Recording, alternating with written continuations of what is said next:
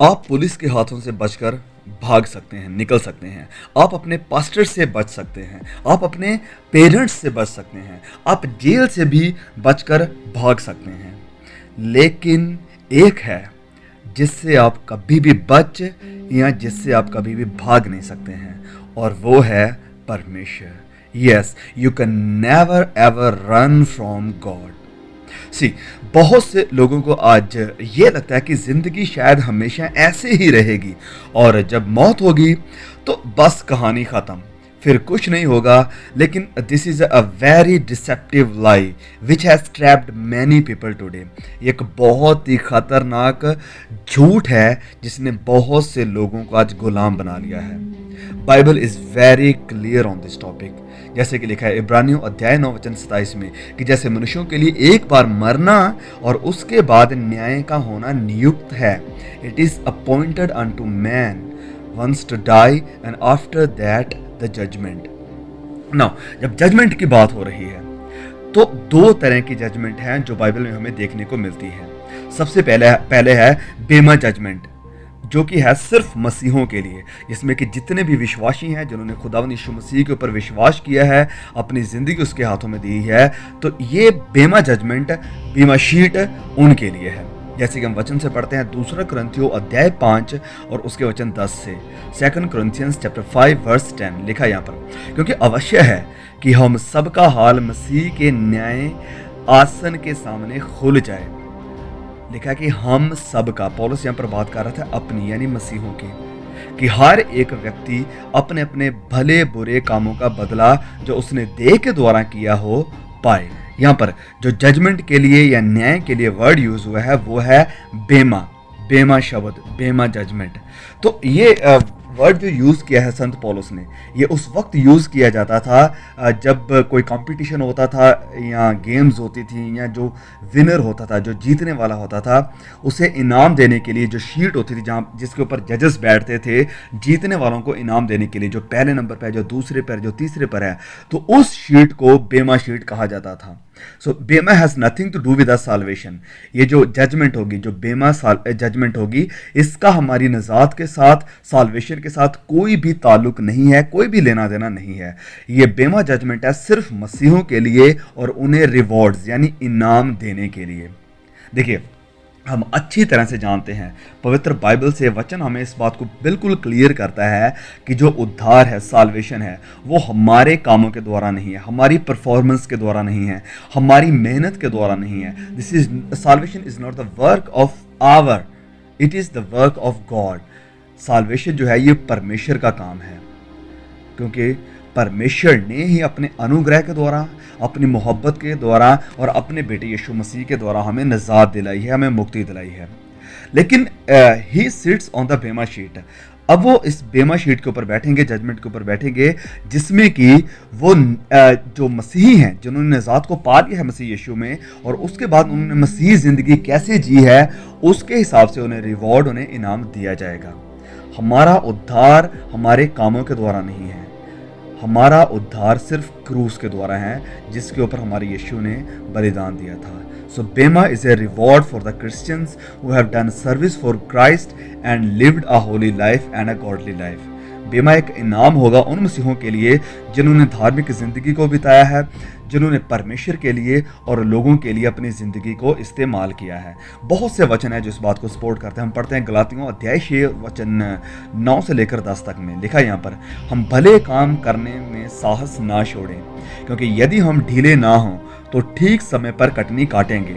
इसलिए जहाँ तक भी अवसर मिले हम सबके साथ भलाई करें, विशेष करके विश्वासी भाइयों के साथ। लिखा है कि हम ढीले ना हो तो ठीक समय पर कटनी काटेंगे, दैट इज़ द रिवॉर्ड। इसलिए जहाँ तक भी वचन कहता है अवसर मिले लोगों के साथ भलाई करना ना छोड़ो, क्योंकि जो हम भलाई करेंगे इस पृथ्वी के ऊपर, इसका रिवॉर्ड परमेश्वर हमें देंगे। फिर इफिसियों अध्याय 6 वचन 8 में लिखा है, क्योंकि तुम जानते हो कि जो कोई जैसा अच्छा काम करेगा, चाहे वो दास हो या वो स्वतंत्र हो, प्रभु से वैसा ही पाएगा। सो जैसा भी हम मसीह में रहकर काम करेंगे, अच्छा काम करेंगे या बुरा काम करेंगे, उसका रिवॉर्ड परमेश्वर हमें देंगे। फिर लिखा है मरकुस अध्याय 9 और उसके वचन 41 में कि जो कोई एक कटोरा पानी तुम्हें इसलिए पिलाए कि तुम मसीह के हो, तो मैं तुमसे सच कहता हूं कि वह अपना प्रतिफल, इंग्लिश में लिखा है रिवॉर्ड, किसी तरह से नहीं खोएगा। वो रिवॉर्ड इस पृथ्वी के ऊपर तो मिलेगा ही, लेकिन there is a special bema seat to distribute these rewards, जो कि रिवॉर्ड दिए जाएंगे उन लोगों को जिन्होंने खुदावंद में प्रभु की और उसके लोगों की सेवा करी है। फिर हम पढ़ते हैं पहला कुरिन्थियों अध्याय 3 वचन 8 में। यहाँ पर लिखा है कि लगाने वाला और सींचने वाला दोनों एक ही हैं, परंतु हर एक व्यक्ति अपने ही परिश्रम के अनुसार अपनी ही मजदूरी यानी रिवॉर्ड को पाएगा। फिर हम पढ़ते हैं मत्ती अध्याय 6 वचन 20, जो कि बहुत ही पॉपुलर वर्स है, आपने कई बार सुना होगा कि परंतु अपने लिए स्वर्ग में धन इकट्ठा करो, स्वर्ग में धन इकट्ठा करो, जहां ना तो कीड़ा और ना काई बिगाड़ते हैं, और जहां चोर ना सेंध लगाते और ना चुराते हैं। स्वर्ग में धन इकट्ठा करना, स्वर्ग में धन इकट्ठा करना क्या है?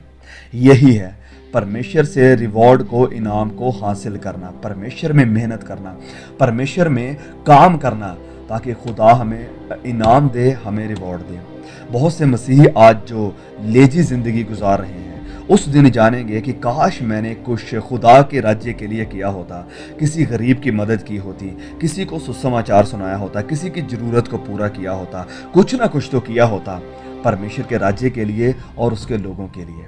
देखिए, सुनिए इस बात को, मैं आपको एक स्टोरी बताता हूँ। इमेजिन कीजिए, एक बैगर था, एक भिखारी था, जो कि सड़क के किनारे बैठा हुआ लोगों से भीख मांगता था, कुछ खाने की उम्मीद रखता था। वहीं जब वह एक दिन सड़क के किनारे बैठा हुआ है, तो एक राजकुमार अपने बहुत ही बढ़िया चैरियट के ऊपर, रथ के ऊपर जा रहा था। और जब इस भिखारी ने उस रथ को देखा तो उसे देखकर बहुत खुश हुआ और सोचने लगा कि काश इस रथ से कोई उतरे और मुझे कुछ खाने के लिए दे, मुझे कुछ खाने के लिए दे। और जब वह राजकुमार जो कि उस रथ के ऊपर बैठा हुआ था, जब वो उस रथ से उतरा और इस भिखारी के पास आया, तो भिखारी बहुत खुश हुआ कि अब मुझे कुछ मिलने वाला है, अब ये जरूर मुझे कुछ ना कुछ तो देगा। लेकिन हुआ इसके ऑपोजिट। वो राजकुमार इस भिखारी से कहता है कि तेरे पास क्या है जो तू मुझे दे सकता है? भिखारी ने कहा कि तू मुझसे मांग रहा है? मैं तो भिखारी हूं, मैं तो लोगों से मांग मांग कर खुद गुजारा कर रहा हूं, मैं तुम्हें क्या दूंगा, वरन तुम्हें मुझे कुछ देना चाहिए। ये वह सोच रहा था अपने मन में। तभी राजकुमार ने भिखारी से कहा कि हाँ देखो, तुम्हारे इस बॉक्स में जो पकड़े हुए तुम बॉल, इसमें कुछ चावल हैं, तो आप मुझे वो चावल दे दो खाने के लिए। भिखारी सोचने लगा कि क्या मैं ये अपने चावल तुम्हें दूं, बल्कि तुम्हें मुझे देने चाहिए। तो भिखारी ने फिर भी एक दाना चावल का लिया और इस राजकुमार को दे दिया। राजकुमार फिर हैरान हुआ, उसने कहा कि ओके, बस यही है क्या, तुम मुझे और दे सकते हो?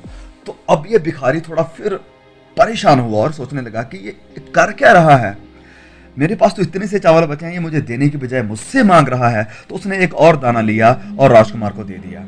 राजकुमार ने फिर खाया और फिर भिखारी से कहा कि क्या यही है, क्या तुम मुझे और दे सकते हो अगर तुम्हारे पास है? तो इस बार ये भिखारी बहुत ही आग बबूला हो चुका था, बहुत ही ज्यादा क्रोधित हो चुका था कि ये कैसा इंसान है, कैसा राजकुमार है, मुझसे भीख मांग रहा है, जबकि मुझे चाहिए कि मैं इससे भीख मांगूं, इसे चाहिए कि मुझे कुछ भीख में दे, लेकिन ये मुझसे मांग रहा है। तो उसने एक और दाना लिया और इस राजकुमार को देते हुए कहा कि बस मेरे पास यही है, इससे ज़्यादा मैं तुम्हें कुछ नहीं दे सकता हूँ। तो उसने 3 दाने लिए और जब वह खा रहा था तो ये भिखारी ऊपर की तरफ देख रहा और खुदा को कहने लगा कि हे भगवान, ये कैसा राजकुमार है, ये कैसा इंसान है, ये मुझसे आकर भिक्षा मांग रहा है। और जब उसने नीचे देखा तो राजकुमार वहाँ से जा चुका था। और जब उसने अपने बॉल में देखा जिसमें वह भीख मांगता था, उसमें देखा तो 3 टुकड़े सोने के उसे वहां पर मिले, उस अपनी बॉल में, उस अपने कटोरे में। तो उसे देखकर बहुत खुश हुआ, लेकिन बाद में वह परेशान भी हुआ कि इसमें सिर्फ 3 ही टुकड़े थे। 3 टुकड़े इसलिए थे कि उसने 3 टुकड़े चावल के इस राजकुमार को दिए थे। वह सोचने लगा कि काश मैंने और ज्यादा चावल राजा को दिए होते, काश मैंने और टुकड़े राजा को दे दिए होते खुले दिल के साथ, तो आज मेरे पास और ज्यादा सोना होता। ऐसे ही हमारी जिंदगी भी होगी उस रिवॉर्ड के दिन, बेमा शीट के सामने, बेमा जजमेंट के सामने, कि खुदा को हमारी तरफ से देखिए कुछ भी नहीं चाहिए। वह किसी भी चीज की जरूरत नहीं है उन्हें हमारी कि हम उसे दें। वह सब कुछ को बनाने वाला है, वचन में लिखा है कि हम उसके लिए क्या कर सकते हैं, लेकिन वह देखते हैं हमारी वफादारी को, हमारी फेथफुलनेस को, कि क्या जो उसने हमें दिया है हम उसके प्रति वफादार हैं, या क्या हम उससे इतनी मोहब्बत करते हैं कि खुले दिल से उसके लिए कुछ करें, उसकी बनाई हुई प्रजा के लिए, उसके लोगों के लिए कुछ करें। अब सोचिए किसी बहुत ही बड़े क्रिश्चियन पास्टर के बारे में, किसी क्रिश्चियन प्रीचर के बारे में जिसकी बहुत बड़ी मिनिस्ट्री है, जिसकी वीडियोस खूब वायरल होती हैं, जो कि बहुत फेमस है, बहुत से लोग उसे जानते हैं। अब दूसरी तरफ एक ऐसा मिशनरी, एक ऐसा पास्टर जिसने अपने आप को खुदा के नाम के लिए दे दिया और ऐसे रिमोट एरिया में जाकर, ऐसी जगह में जाकर मिनिस्ट्री करने लगा जहां उसे स्टाफ का भी सामना करना पड़ा, जहां पर उसे प्रॉपर खाना भी नहीं मिलता था, किसी तरह की कोई फाइनेंशियल सपोर्ट नहीं थी, कोई भी उसे जानता तक नहीं है। और इनफैक्ट जब वह अपनी मिनिस्ट्री ख़त्म कर चुका और जब उसकी डेथ हुई, जब उसकी मौत हुई, तो किसी को भी इसके बारे में इतना पता नहीं चला, किसी को भी पता नहीं चला कि वो कौन था, कौन है, मर गया, क्या है, किसी को भी पता नहीं चला। लेकिन खुदा को मालूम था, उसे सब मालूम था। अब जब हम बेमा शीट के सामने जब सब खड़े होंगे तो क्या लगता है कि फेमस यूट्यूबर या फेमस पास्टर पहले नंबर पर होंगे? नहीं, ये अननोन पास्टर का रिवॉर्ड बड़ा होगा, क्योंकि इस पृथ्वी के ऊपर उसका कोई भी रिवॉर्ड नहीं था, कोई भी नहीं। उसे कोई नहीं जानता था, उसे व्यूज नहीं मिलते थे, लोग उसके नाम की फोटोज अपने घर के ऊपर नहीं लगाते थे, लोग उसके साथ सेल्फीज नहीं लेते थे। ये सारे रिवॉर्ड उसे इस दुनिया में नहीं मिले, लेकिन उसे परमेश्वर की तरफ से बेहतरीन इनाम मिल रहा है। यीशु ने खुद कहा था कि जब तुम दुआ करो, किसी की मदद करो, जब उपवास करो, जब खुदा के लिए कुछ भी काम करो, तो इसे अनाउंस ना करो, लोगों के बीच में इसका प्रचार ना करो कि देखो हमारे चर्च में ये सब हो रहा है, देखो मैंने कितने गरीबों की मदद की है, देखो मैंने परमेश्वर के राज्य के लिए कितनी बड़ी योग्यता हासिल करी है, देखो मैंने इतने दिन का फास्टिंग किया है। प्रभु कहते हैं कि अगर आप ऐसा करते हो तो आप अपना रिवॉर्ड पा चुके हो। आपने लोगों को दिखाने के लिए किया और लोगों ने देख लिया, दैट मीन्स आपका रिवॉर्ड यही था।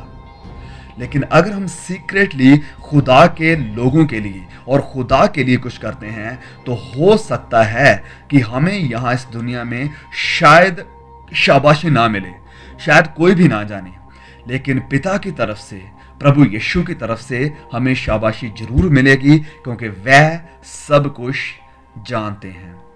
तो as a Christian, as a मसीही, please don't waste your life, use every moment to please God. हर एक पल का इस्तेमाल कीजिए कि आप खुदा के साथ बिता सकें। हर एक पल का इस्तेमाल कीजिए जहां भी मौका मिले, जब भी मौका मिले, कि आप किसी ना किसी मसीह भाई बहन की या किसी ज़रूरतमंद की मदद कर सकें।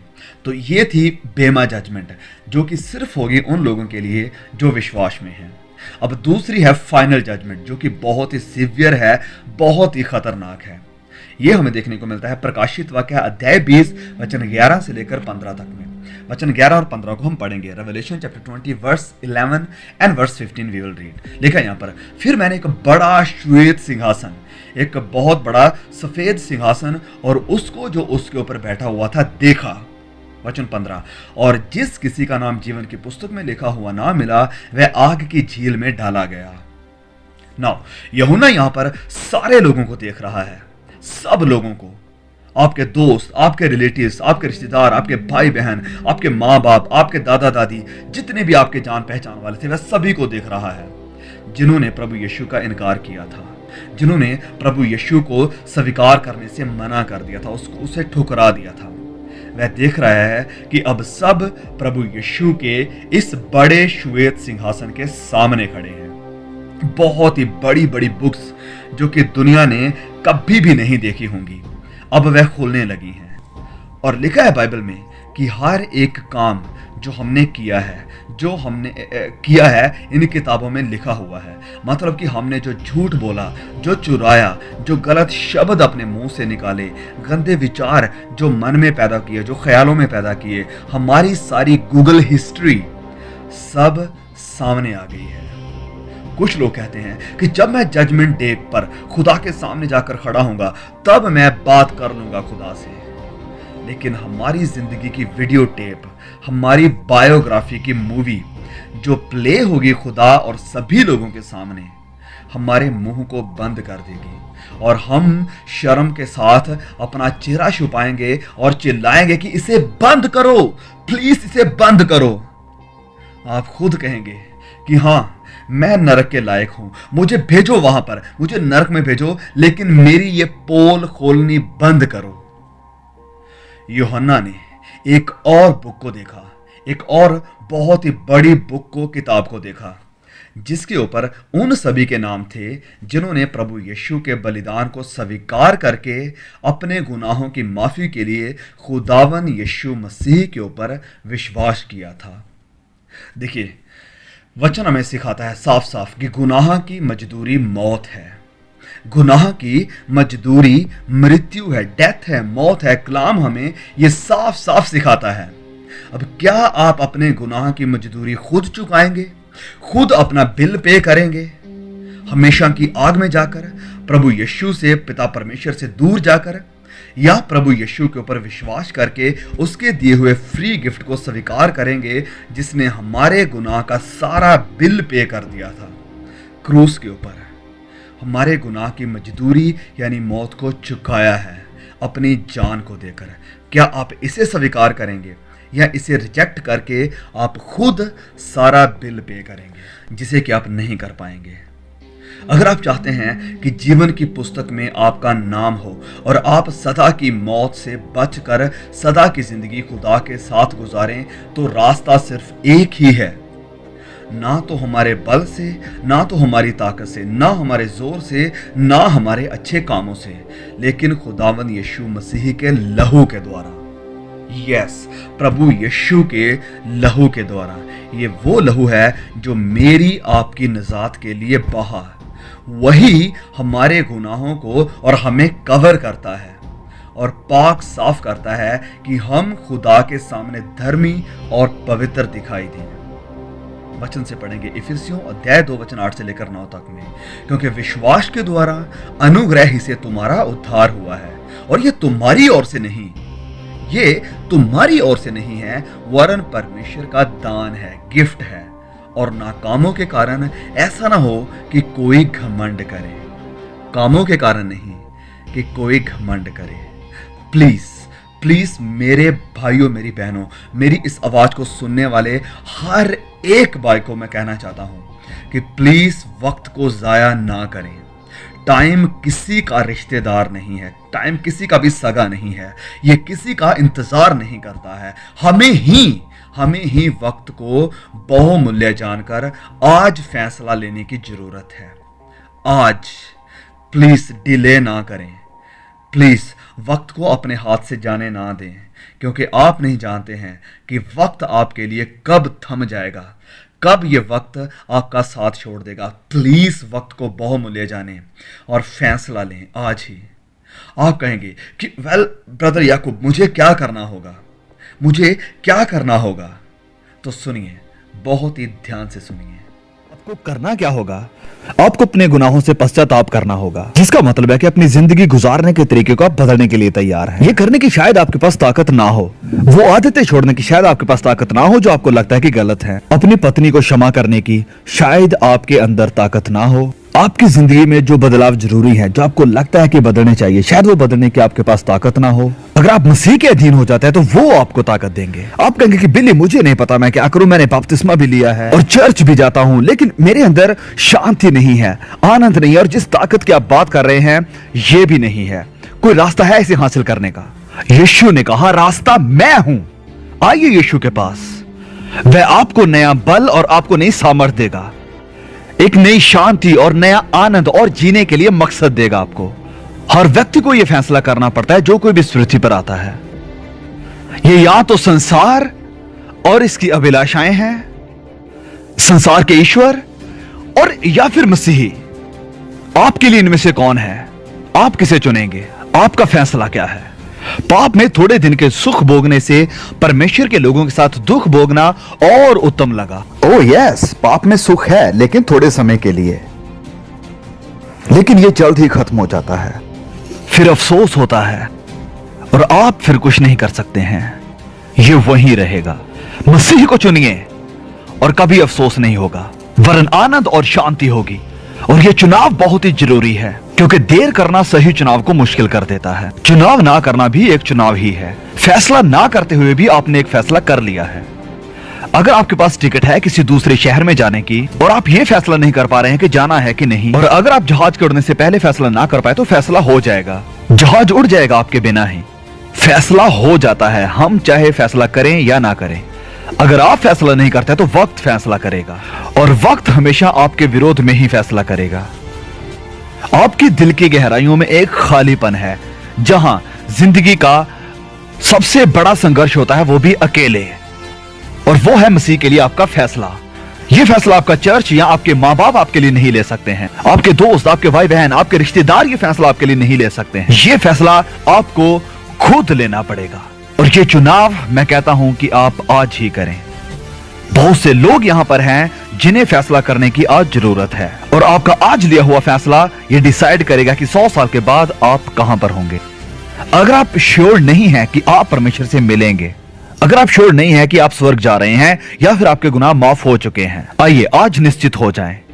मैं विश्वास करता हूं कि आप एक्सीडेंटली इस जगह पर नहीं आए हैं। मैं विश्वास करता हूं कि आप आज मुझे सुन रहे हैं, क्योंकि ये वह समय है जब आप परमेश्वर के साथ नए अनुभव से मिलने वाले हैं और उसे अपने हृदय में ग्रहण करेंगे।